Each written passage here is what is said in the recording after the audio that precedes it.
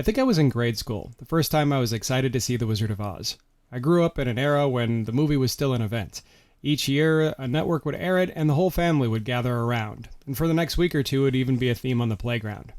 The story of Oz became what its creators wanted, a fairy tale to be told again and again. Turns out it only needed the right interaction to find its place in time. First color film, and then television.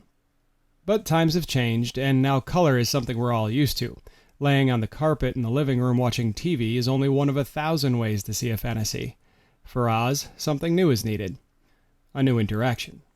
But should that interaction be inspired by the art of what has come before, or should we use science and data to decide what the best fit is? Later in the show, we'll talk to our experts, creative director Trisha Williams and vision scientist Sergei Gepshtein. For now, as it happens, we found one man that has turned to pinball to both renew the Wizard of Oz and the pinball industry in one motion. My name is Jack Guarnieri. I'm also known as Jersey Jack, among other things.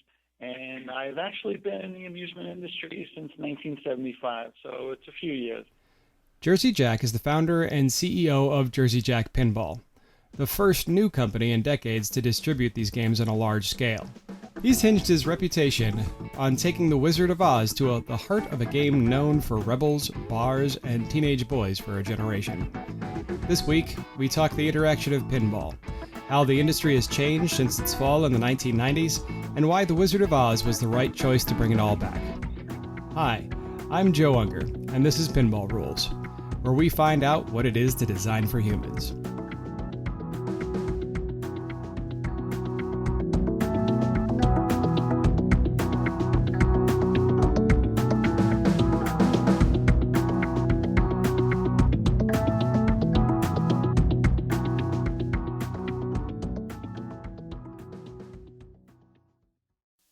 A few years ago, when nearly every pinball company in the world had closed its doors, Jack decided he was going to design a new machine.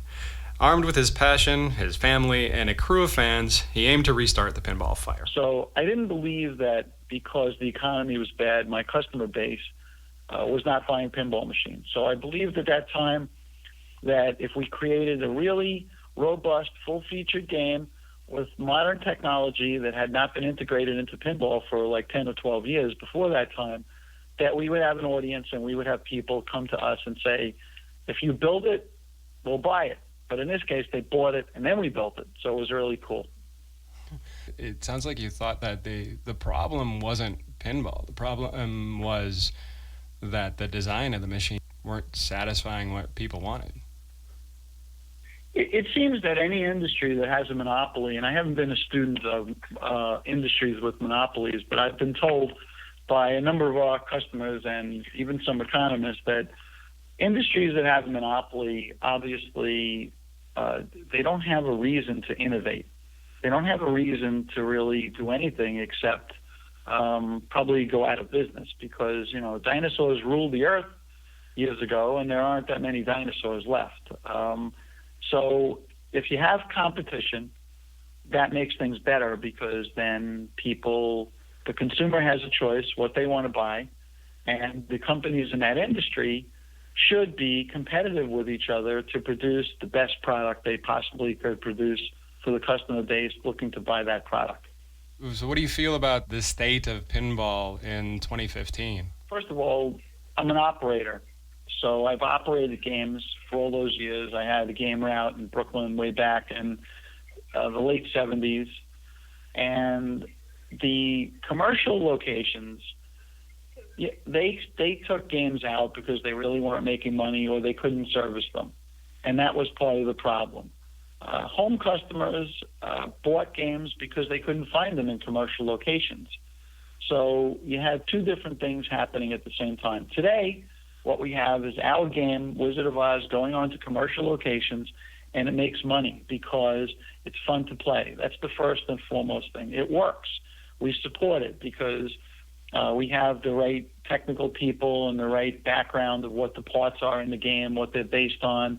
They're based on Bally Williams parts, and then they're modified to be Jersey Jack parts. Consistently, they're the number one game because young people play them and women play them especially, and they're a lot of fun. So when you say operator, what does that mean in the amusement industry? So an operator is somebody who buys a machine and puts it into a location on a revenue share basis. The traditional split is 50-50. So I go out, and their job is to make sure the game is plugged in. If it goes out of order, to call me, to keep it clean, to keep it safe.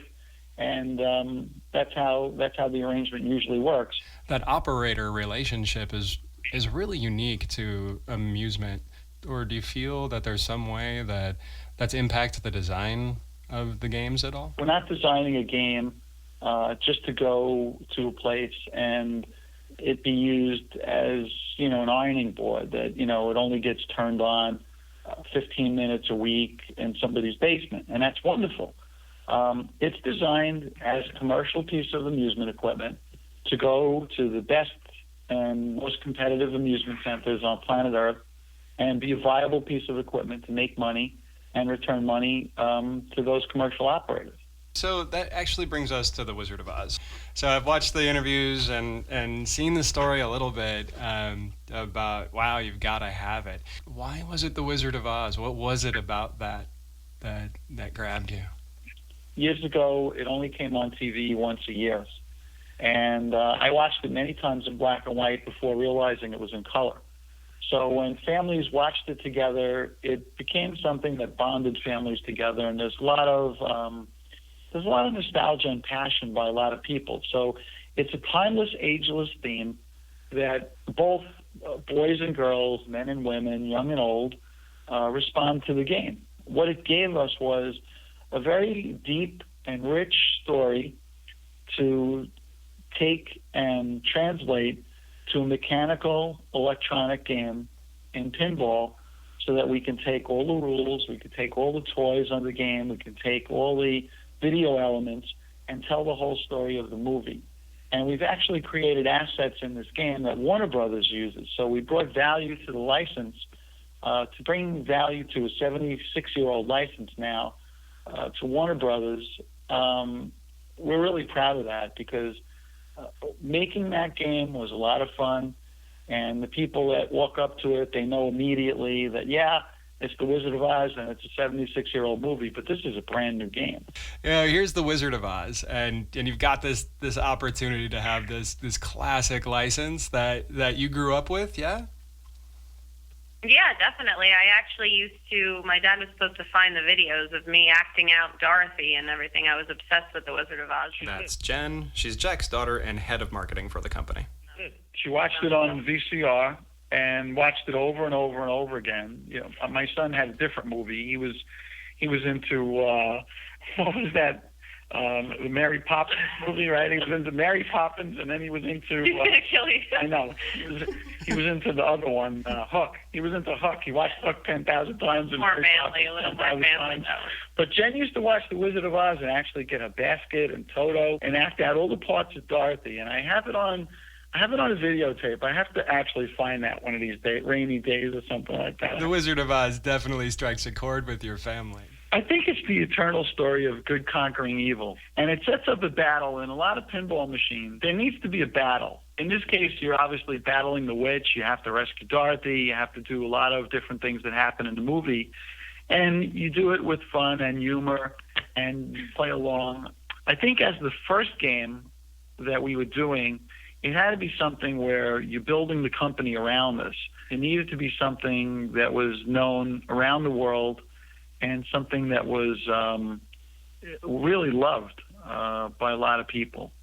Yeah, we have a lot of new customers that never owned a pinball machine before, but just, love The Wizard of Oz and maybe collect things, Wizard of Oz. So, it's good to bring new people into the industry as well. It seems like you guys found some just direct passion. Do you feel that was because of your seeing it on TV every week and just riding along with the characters? When you look at something, you could look at a field of flowers like the poppy field. There are so many different iconic things from that movie that are actually in today's world. Something happens and you say, I guess, we're not in Kansas anymore. Or, so many different lines from the movie that creep into popular culture. And it's really a great story. And it still holds up today, and I think it'll hold up after 100 years or even beyond that. So I've got this great image of Jen as a little girl in my head, walking around looking for Toto. And in my own experience, I spent a couple of hours playing the game yesterday at an arcade over here, and I had this great moment where suddenly the ball became Toto, and I wanted to shoot that ramp so bad, and when I got it, it just sang, and I loved it. And when I missed, I felt sad that my little dog Toto just got eaten by a witch. You being Dorothy, were there any moments that you wanted to make sure you got into that game from the movie? The one thing I did give advice to was the ruby flippers that are on the game. People seem to like those, and there was no artwork of the ruby slippers, and the whole movie's kind of based around the ruby slippers, so I think they were important, and they built the playfield artwork around it, like the witch is trying to get the shoes, so that was pretty cool. Did you have a set of ruby slippers? I did, and then we were actually in LA 2 years ago at a big 75th anniversary party, and I wore these huge red shoes. They were really uncomfortable, but they were glittery and they were awesome. So yes, I do have ruby slippers. So you attended and the at Jen's wedding. Oh, no, go on. It was great. Yeah, we went to the screening. And Jen got married to wonderful gentlemen who I love this past June 21st. And what do you think the song was that we danced, the father-daughter danced to?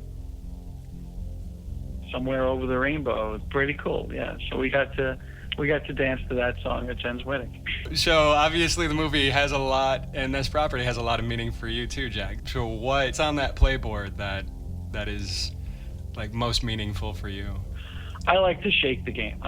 They call it nudge it, but I like to shake the game. So on the left side of the playfield, when you lose your ball, you get to nudge the game by the balloon bumper, and if you complete that, now you go into a new mode where you have to achieve things on the playfield to stay alive.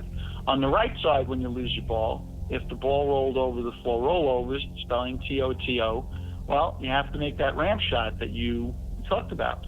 There's still a game beyond the game. It's a stop and go kind of game sometimes, and it's a flow game sometimes. So it has a lot of different elements that Keith did and Ted did in the game were really important too, because that gives you the depth to play to keep you coming back again and again and again. So tell me who Keith and Ted are.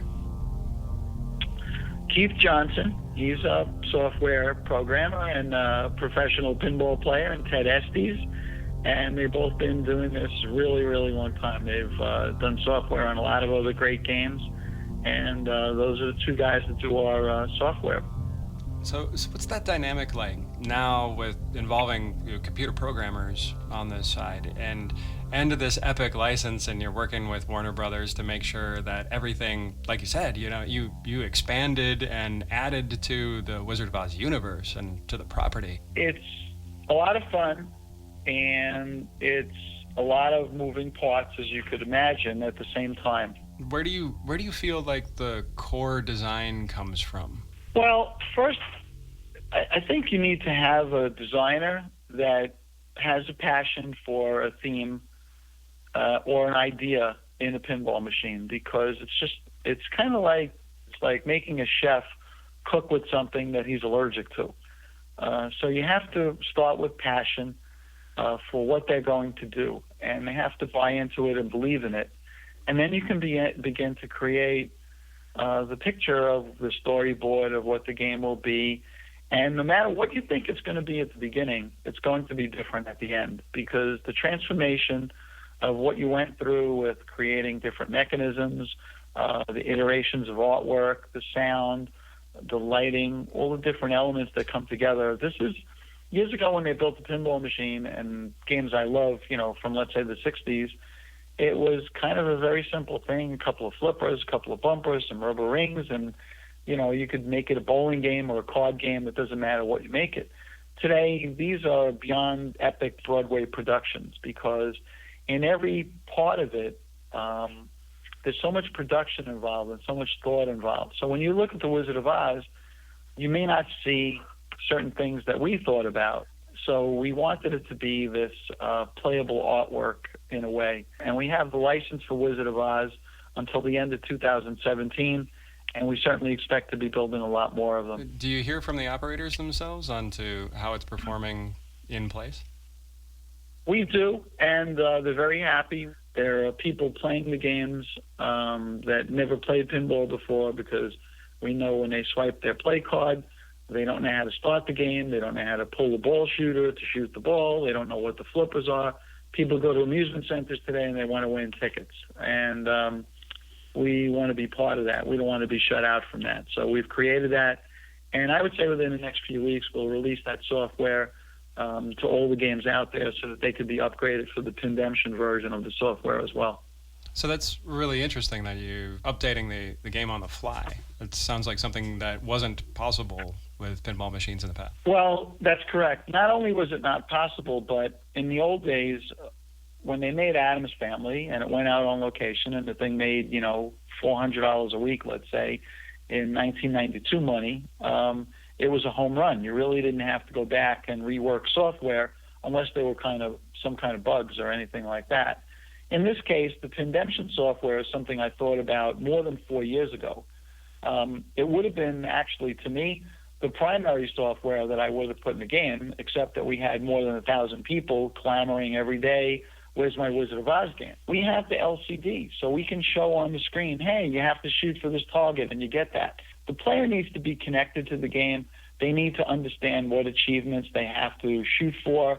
And we spent a lot of time on it. And it's really a great concept, and I have a lot of belief in it that it'll make money. Certainly, it'll make more than a Wizard of Oz pinball machine makes now. And Wizard of Oz pinball machines are making more money than any other pinball machines on location.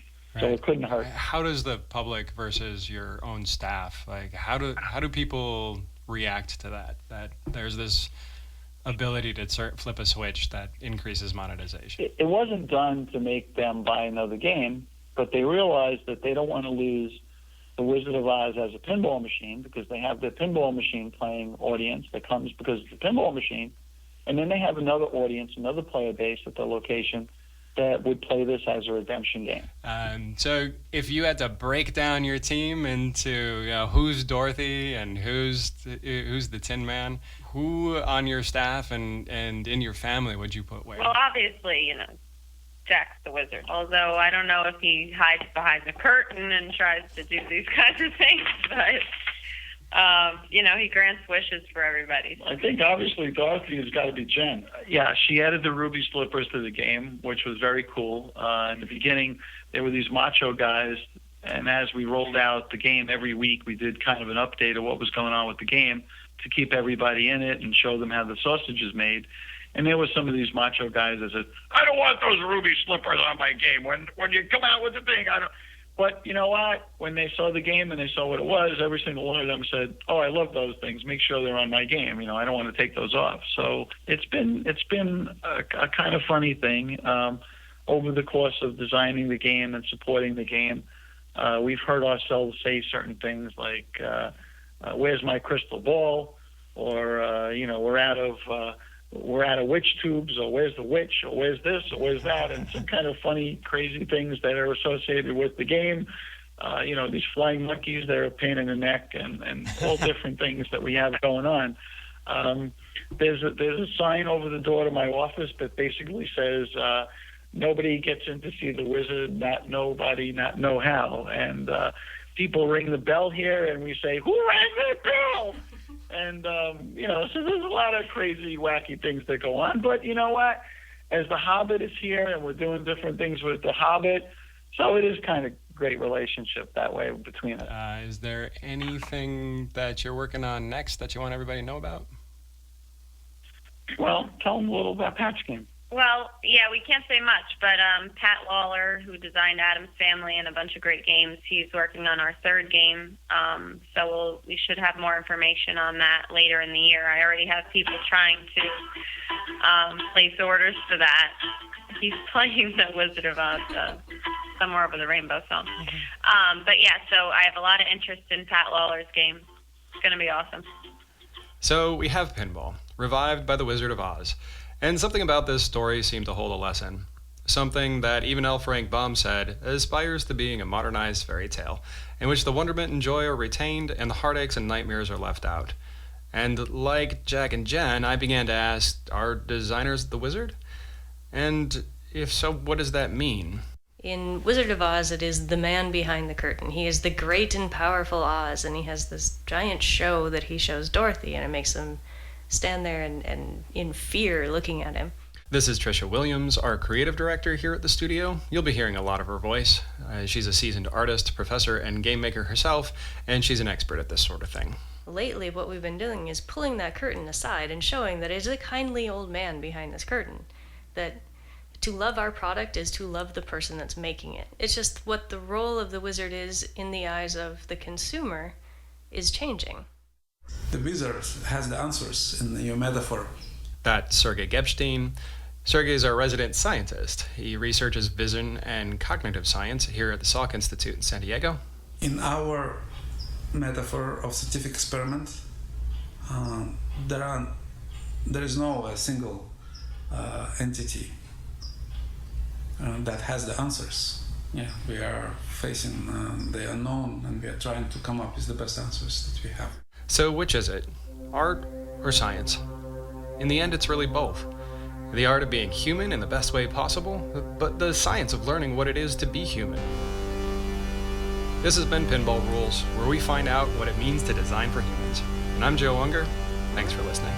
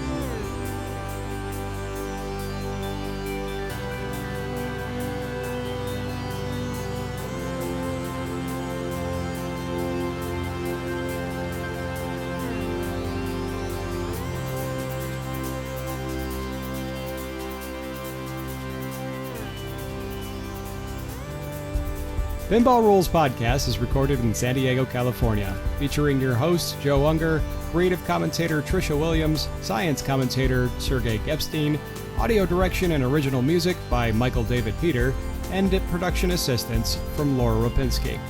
More information on our guests and downloads can be found at pinballrulespodcast.com. Pinball Rules Podcast is a copyright of Pigeonhole Productions, 2015.